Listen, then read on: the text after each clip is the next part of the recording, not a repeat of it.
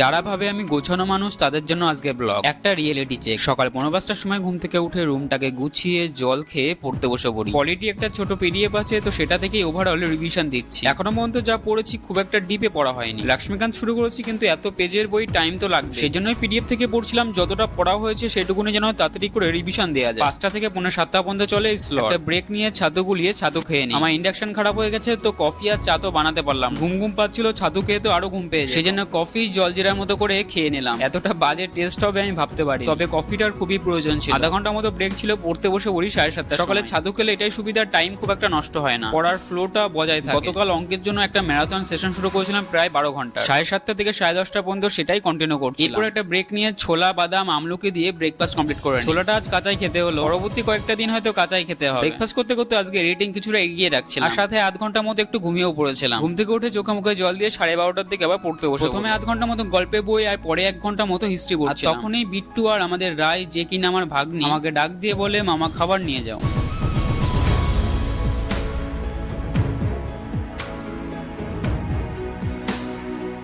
স্নান করে আমিও চলে যাই খাবার আনতে। লাঞ্চ কমপ্লিট করে আজকে এডিটিংও কমপ্লিট করে নিই, তারপর পড়তে বসে পড়ি বিকেল 4টের সময়। এটা ছিল আজকে ফোর্থ স্লট, 4টে থেকে 6:30 পর্যন্ত। প্রথমে ১.৫ ঘন্টার মতো হিস্ট্রি রিভিশন দিচ্ছে। এক ঝলকে দেখে যতটা তাড়াতাড়ি কমপ্লিট করা যায় সেটাই করছে। হিস্ট্রি পড়া হলে পরের 1 ঘন্টা পলিটি রিভিশন দিচ্ছি। 6:30টার দিকে পড়া কমপ্লিট হলে আজকের ওয়ার্কআউটও শুরু করে দিই। ওয়ার্কআউট কমপ্লিট করে স্নান করে মেডিটেশন শুরু করে দিই। তাক করে এটা সুবিধা হয়েছে, স্নান করে আর মাথা মোছার ঝামেলা থাকে না। কালকে ইন্ডাকশনটা খারাপ হয়ে গেছে, তো সেটা বাড়িতে পাঠাতে হবে। আমার একটা বন্ধু কলকাতা জব করে, তো ওকে দিয়েই পাঠানোর ব্যবস্থা করলাম। ইন্ডাকশনটা ওকে দিয়ে ট্রেনে তুলে দিলাম, একই সাথে এনটিপিসি অ্যাডমিট কার্ডটাও বার করে নিয়ে আসলাম। জেঠিমাকে রুটি কথা বলে রায় আর বিট্টুর সাথে কিছুক্ষণ গল্প গুজব। তোমাদের মতো রায়ও কনফিউজ হয়ে গেছে, এই টাকলা ছেলেটা কে চিনতে পারছি না। যাই হোক, ডিনার কমপ্লিট করে আজকে সব টাস্ক কমপ্লিট। জয়েন বন্ধুরা, আসছিল ডে 52।